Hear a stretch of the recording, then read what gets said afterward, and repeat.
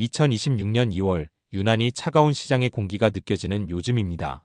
지금 우리 투자자들의 시선은 단 한 곳, 바로 2월 25일로 예정된 엔비디아의 실적 발표일로 향하고 있죠. 불과 얼마 전까지도 AI가 인류의 미래를 바꿀 거라며 환호하던 목소리들이 어느새 이제는 정말 거품이 터질 때가 됐다는 날카로운 경고음으로 변해 여러분의 귓가를 어지럽히고 있을 겁니다. 혹시 여러분도 잠 못 이루며 매일 밤 나스닥 선물 지수만 확인하고 계신가요? 지금 여러분이 쥐고 있는 그 주식이 정말 경제적 자유를 선물할 황금알인지 아니면 모두가 떠난 뒤 홀로 감당해야 할 거대한 부채의 시작인지 스스로 확신할 수 있나요? 오늘 이 시간은 단순한 실적 수치 몇 개를 읊어드리는 자리가 아닙니다. 2026년이라는 거대한 전환점에서 우리가 마주한 위기의 본질을 낱낱이 파헤치고 영상 마지막에는 이번 실적 발표 이후 여러분의 소중한 자산을 지켜낼 구체적인 자산 배분 전략과 오늘부터 당장 바꿔야 할 투자 태도에 대한 명확한 해답을 드릴 겁니다. 그럼 지금부터 AI 혁명의 정점 혹은 절벽, 그 진실의 문을 열어보겠습니다. 우리가 지금 느끼는 이 불안함은 단순히 주가가 많이 올랐기 때문이 아닙니다. 더 깊은 곳, 즉 우리가 지금까지 믿어왔던 성장의 공식이 2026년 현재 더 이상 통하지 않고 있다는 직감에서 오는 공포인 거죠. 과거의 경제 위기들은 대개 공급의 과잉이나 수요의 급격한 위축에서 왔습니다. 하지만 지금의 상황은 아주 독특합니다. 바로 기대치와 실질 생산성 사이의 괴리 때문입니다. 엔비디아가 그동안 보여준 폭발적인 매출 성장은 빅테크 기업들이 일단 사고 보자는 식으로 칩을 사들였던 인프라 구축 단계의 결과물이었습니다. 하지만 2026년의 시장은 이제 냉정하게 묻기 시작했습니다. 그 비싼 칩을 사간 마이크로소프트, 구글, 메타가 과연 그만큼의 돈을 AI 서비스로 벌어들이고 있느냐는 것이죠. 여기서 우리가 주목해야 할 경제학적 논거는 자본의 한계 생산성 체감의 법칙입니다. 아무리 좋은 기계라도 어느 지점을 넘어서면 추가적인 투자 대비 얻는 이익이 줄어들 수밖에 없다는 원리죠. 2024년과 2025년이 AI라는 미지의 땅을 선점하기 위한 골드러시 시대였다면 2026년은 그 땅에서 실제로 금을 캐서 수익을 내야 하는 정착의 시대입니다. 하지만 현재 많은 기업이 AI 모델을 고도화하는데 천문학적인 비용을 쏟아붓고 있음에도 불구하고 일반 대중의 지갑을 열게 할 킬러 콘텐츠는 여전히 안개 속에 있습니다. 이것이 바로 현재 시장을 지배하는 AI 거품론의 핵심 논리이자 과거 2000년대 초반 닷컴 버블 당시와 소름 끼치도록 닮아있는 부분입니다. 당시에도 광통신망이라는 혁신적인 인프라는 깔렸지만 정작 그 위에서 돈을 벌 서비스가 나오기까지는 수년의 고통스러운 시간이 필요했거든요. 게다가 지금은 금리 환경마저 우리 편이 아닙니다. 인플레이션이 완전히 잡히지 않은 상태에서 고금리가 유지되다 보니 기업들의 차입 비용은 늘어났고 이는 곧 공격적인 설비 투자의 위축으로 이어질 수밖에 없습니다. 엔비디아의 칩을 사줄 고객사들의 주머니 사정이 예전 같지 않다는 뜻이죠. 루빈이라는 차세대 플랫폼에 대한 기대감이 아무리 높다 한들 그것을 구매해줄 빅테크들의 자본 지출이 둔화한다면 엔비디아의 성장 그래프는 필연적으로 꺾일 수밖에 없습니다. 과거에는 성장성만으로 모든 것이 정당화되었지만 이제 시장은 순이익과 현금 흐름이라는 엄격한 잣대를 들이대고 있습니다. 공식이 바뀐 겁니다. 이러한 거대한 흐름의 변화를 읽지 못한 채 과거의 상승세만 기억하며 무작정 존버를 외치는 것은 폭풍우가 몰아치는데 낡은 돛담배를 타고 바다로 나가는 것과 다를 바 없습니다. 과연 이번 실적 발표가 이 모든 의구심을 잠재울 최후의 카드가 될 수 있을까요?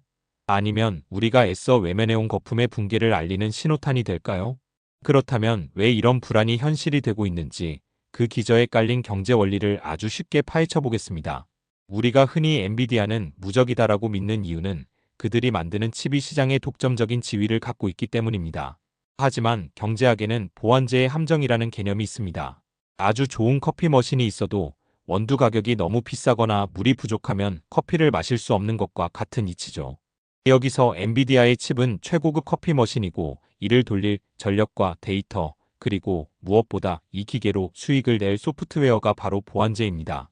지금 시장이 우려하는 건 커피 머신은 계속 업그레이드 되는데 정작 그 머신으로 뽑아낸 커피를 비싼 값에 사 마실 손님이 부족하다는 점입니다. 이 상황을 동네 맛집에 비유해 볼까요? 어떤 식당 주인이 손님이 몰려오자 최신식 주방 기구를 수십억 원어치 들여놓았습니다. 이게 바로 지난 2년간 빅테크 기업들이 엔비디아의 칩을 사들인 과정입니다. 그런데 막상 기구를 다 갖추고 나니 새로 개발한 메뉴가 손님들 입맛에 딱 맞지 않거나 가격이 너무 비싸서 매출이 기대만큼 안 나오는 겁니다. 그럼 주인은 어떻게 할까요? 당연히 추가로 기구를 사는 걸 멈추고 지금 있는 기구로 본전부터 뽑으려 하겠죠. 이것이 바로 엔비디아의 매출 성장세 둔화가 거론되는 근본적인 이유입니다. 엔비디아가 못해서가 아니라 물건을 사줄 손님들이 잠시 숨 고르기에 들어갔기 때문인 거죠. 여기서 여러분이 꼭 주목해야 할 단어가 바로 차세대 플랫폼 루빈입니다. 엔비디아는 이번 실적 발표에서 이 루빈 카드를 꺼내들어 시장의 의구심을 잠재우려 할 겁니다. 우리는 단순히 칩만 파는 게 아니라 에너지 효율을 극대화하고 연산 속도를 비약적으로 높인 새로운 차원의 생태계를 제공하겠다는 약속이죠. 이건 마치 주방 기구만 파는 게 아니라 요리 시간을 절반으로 줄여주는 완전 자동화 시스템을 내놓겠다는 선언과 같습니다. 만약 이번 발표에서 루빈에 대한 가이드라인이 시장의 기대를 뛰어넘는다면 AI 거품론은 다시 한번 뒤로 밀려날 가능성이 큽니다. 하지만 반대로 성능 향상 폭이 미미하거나 출시 시점이 늦어진다면 시장은 냉혹하게 등을 돌릴 수도 있습니다. 여기서 여러분이 궁금해하실 만한 질문을 제가 대신 던져보겠습니다. 아니, 어차피 AI 시대는 올 수밖에 없는데 잠시 주춤한다고 해서 거품이라고 할 수 있나요? 그냥 지금이 저가 매수 기회 아닌가요? 라는 질문이죠. 일리 있는 말씀입니다. 하지만 여기서 우리가 짚어봐야 할 반대 논리는 자본의 기회비용입니다. 아무리 미래 가치가 높아도 지금 당장 수익이 나지 않는 곳에 수조 원을 계속 묶어둘 기업은 없습니다. 주주들은 배당을 원하고 실질적인 이익 수치를 원하니까요. 결국 엔비디아의 실적은 단순히 그들의 기술력이 뛰어나냐 아니냐의 문제가 아니라 전 세계 자본이 기다림을 멈추고 결과를 요구하기 시작했다는 신호로 해석해야 합니다. 과거 철도 산업이 처음 등장했을 때도 그랬습니다. 철도가 세상을 바꿀 거라는 건 누구나 알았지만 철도 주식은 수없이 폭락과 폭등을 반복했습니다. 실제 수익은 철도를 놓는 회사가 아니라 그 철도를 이용해 물류 혁신을 일으킨 기업들이 가져갔거든요. 지금의 엔비디아가 철도를 놓는 회사라면 이제 시장은 그 철도 위를 달릴 기차들이 돈을 벌어오는지 확인하고 싶어 하는 단계에 진입한 겁니다. 본격적인 실전 전략으로 들어가기에 앞서 여러분께 한 가지 질문을 던지고 싶습니다. 여러분은 지금의 AI 열풍이 2000년대 닷컴 버블처럼 결국 꺼질 일시적인 유행이라고 보시나요? 아니면 인류의 삶을 근본적으로 바꾸는 과정에서 겪는 당연한 성장통이라고 보시나요? 여러분의 소신 있는 의견을 댓글로 남겨주세요.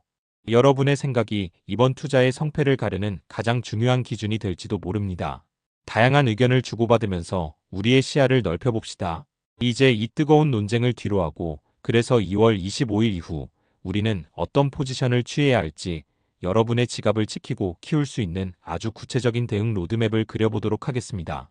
2026년의 시장은 결코 만만치 않지만 준비된 사람에게는 분명 거대한 부의 이동이 일어나는 시기니까요. 이제 가장 중요한 결론이자 실전 대응 로드맵으로 들어갈 시간입니다.